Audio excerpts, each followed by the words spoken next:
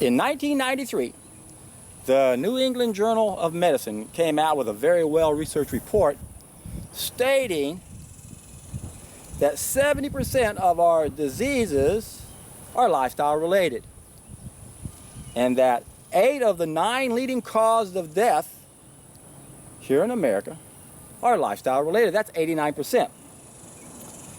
Now, I find it interesting in a way that when these people die of any one of these 8 out of 9 leading causes of death, they don't say cause of death lifestyle related, do they? Keep in mind, this is 27 years ago, folks. If they knew 27 years ago that most of us are dying from lifestyle related choices, why aren't they teaching that to our so-called experts? And then why do they say cause of death cancer, cause of death heart disease? Why don't they say cause of death eating the wrong food? In America, the standard American diet. Very sad indeed. Even now, we got all these deaths that are so-called COVID-19 deaths. Those who know better know that those numbers are extremely exaggerated. That 42% of those deaths are occurring in nursing homes, which only represent 0.62% of our population. You also have to keep in mind that the test they use to claim you have this so-called virus is meaningless. In fact, viruses have never been identified once, ever. They use antibody tests, or they'll use this PCR test, where, as the president of the Electron Microscope Society pointed out in an interview in 2014, when the virus hunters trying to prove HIV causes AIDS couldn't find the HIV virus, they invented molecular markers. So all that PCR test is doing is identifying molecular markers. Never once have they ever identified a virus. And we also have to keep in mind that when they take a picture with the electron microscope, it's a frozen picture. They don't see anything in action. So they can't show it doing anything. They can't show a life cycle of a virus, because viruses don't exist. Viruses were invented to save the germ theory of disease. Because there's only a handful of diseases they can say, okay, this bacteria is the sole cause to this problem. It doesn't pan out. Wasn't that long ago, in medieval days, the Italian word for flus was influenza. You're under the influence of the devil. Then they tried to blame it on the bacteria, and then they said, oh, we can't do that. Let's invent the virus. Now, I know that challenges virtually everyone on this planet, because we've been normalized, we've been brainwashed, we've been programmed and conditioned to believe in these absurdities, so we wouldn't wake up and realize the most obvious symptom that's telling us we're eating the wrong food, colds and flus, are outside of our control. That's what they're trying to convince us. Oh, cold and flus, you caught it, you caught it, you caught it. And now if you die in a car accident and you had a cold or a flu, you died of the cold or the flu. That's how these numbers get exaggerated. But we got to keep in mind, no one's dying of cancer, no one's dying of heart disease, they're dying of lifestyle-related problems, because that 70% number they came up with 27 years ago should be more like 99%. And the small percentages, or percentage that could be attributable to genetics, that's the lifestyles of our ancestors. So it's all lifestyles, it's all what we do. We've got to take responsibility when it comes to this process. And realize if someone says you died of cancer, well, what's the cause of cancer? We don't know. Well, then the cause of death is unknown, isn't it? This is a lot like blaming diabetes for blindness. The number one cause of blindness in America is diabetes. The number one reason why they chop off arms and feet due to gangrene is because of diabetes.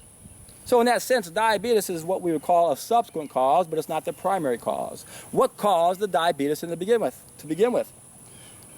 We don't know what causes cancer, but you died of cancer. No, you didn't. Half the people who die of cancer die of a condition known as cachexia. That means they starved to death because they're being poisoned to death by things that give us cancer. Ask a chemist what cancer is, and they're going to say it's an acid burn. Chemotherapy and radiation, the treatments used for cancer, are going to cause cancer. That's been proven. There are studies that prove both these things cause cancer. And yet what causes the vast majority of cancer most of us get? It's our own waste matter that's acidic. It comes out 3 pH, 50,000 times hotter than our blood. Hopefully we'll have enough bacteria inside of our lymph nodes, that's part of our lymph system, that will convert the 3 pH to 6 pH so it won't be hot.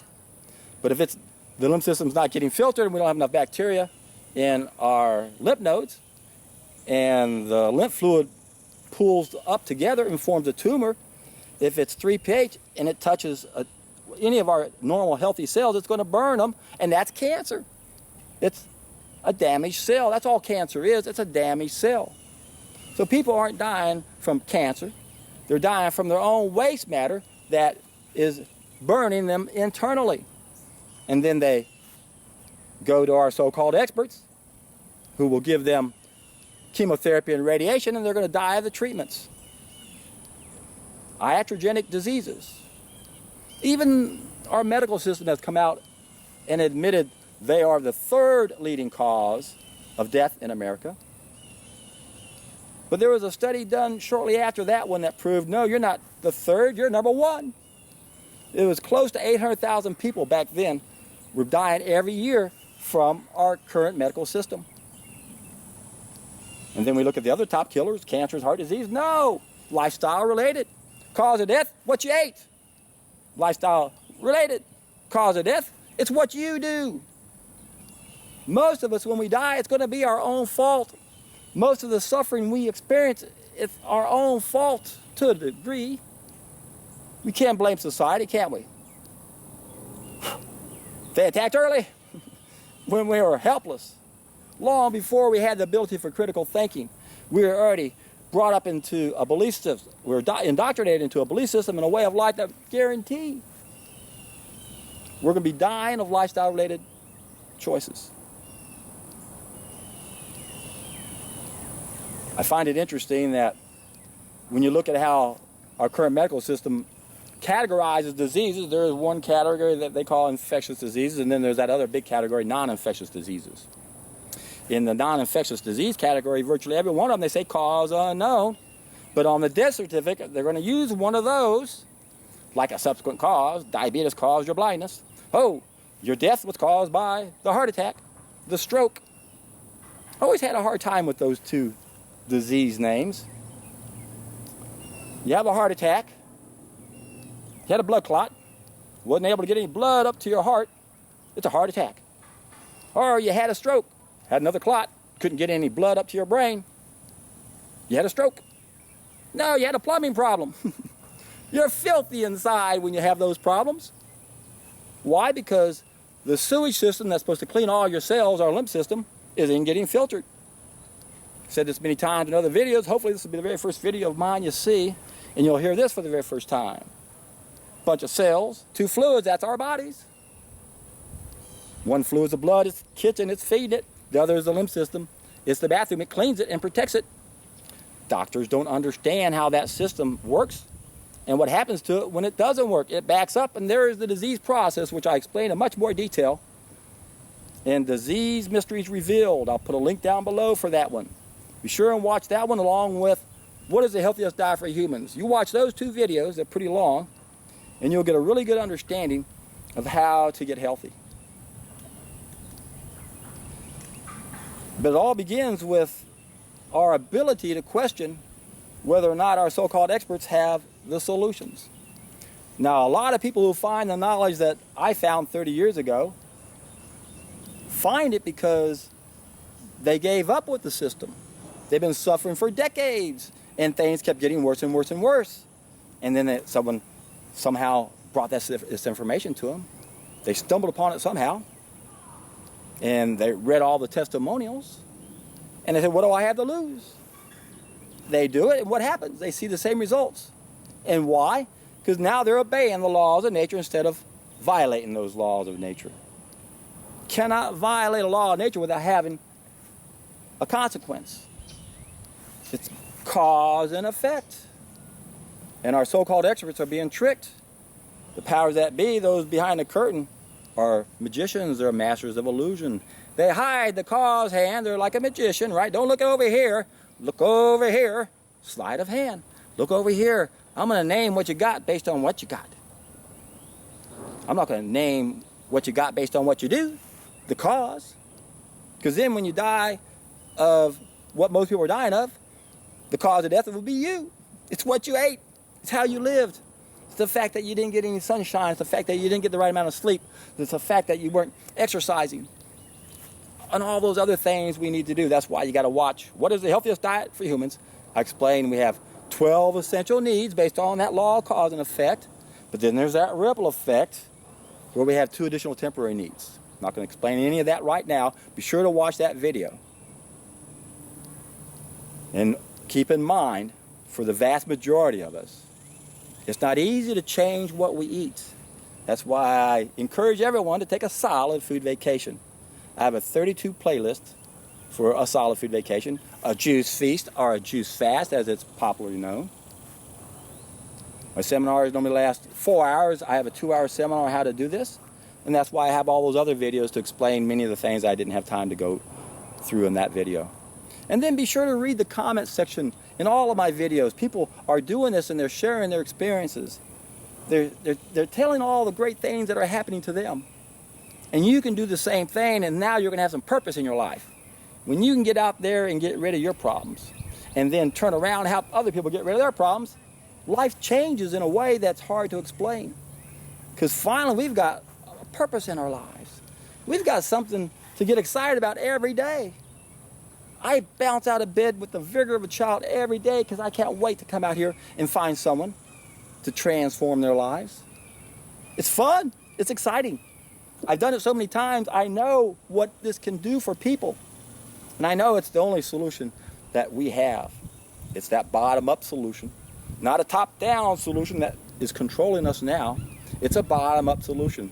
We could transform this whole planet if enough of us could individually transform and get the rest of the people's attention. Otherwise, nothing's going to change. Sure, we can make some people's lives better, but we'll never experience our full potential until we wake up the masses. And there's only one way to wake up the masses, because too many of them are brain dead. We've got to reach that 100th monkey phenomenon they call, the tipping point, the critical mass, where once enough of us do it, we all start doing it. And the next thing you know, it's a whole different world where we don't have the crime and violence and wars and hatred, the heart disease, the cancer, the diabetes, the arthritis, the pain and the suffering. Virtually all of this is needless. And it all goes down to what we eat. And how many times have you heard that old saying? You are what you eat. Everyone knows that, but we really have a difficult time extrapolating that and realizing the profound consequences of that statement. Well, it goes back to the concept that anything that's profound is simple. I can't think of anything more profound than what my YouTube channel is all about, and I can't think of anything more simple than taking a solid food vacation and adhering to our species-specific diet, where we are eating our biophotons, so we have 6 senses instead of 5. If you're new to my channel, just keep watching my other videos, because I talk about these biophotons all the time.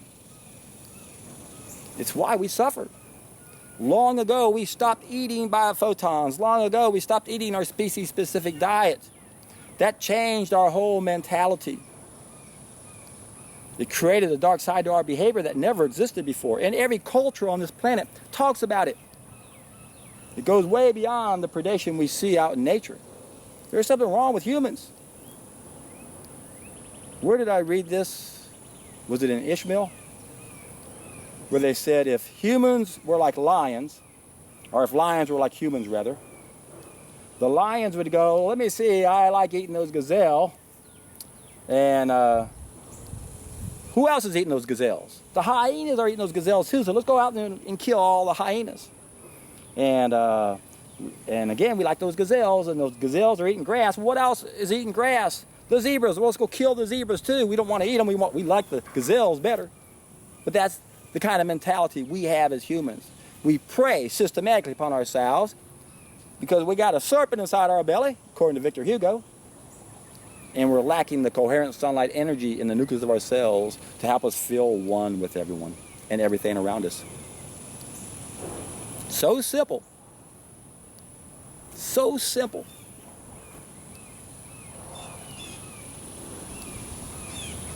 So where are you guys at on your hero's journey? Share your message. Leave your comments. And I'm getting a lot of great comments from you guys. You're sharing your experience on the hero's journey. The people you're able to help, the people you're not able to help. We need to share this as much as we can so we can share ideas on what it's going to take to wake up the ones we love the most. And oh my goodness, good luck on those. They're the ones that will break your heart.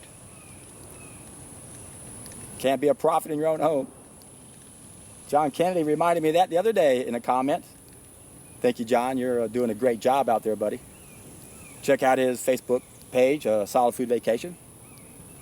One of the great trim tabs we have on this planet right now. And you can do the same thing. You can join the hero's journey. You can find meaning and purpose in your life. You can wake up every morning and bounce out of bed excited about your day, not depressed, but excited about how your life is going to transform and how you're going to transform everyone's life around you. And as I mentioned many times, if we can reach that 100th monkey, if we can get enough of us to wake up, that day, I guarantee you, we're all in for a treat.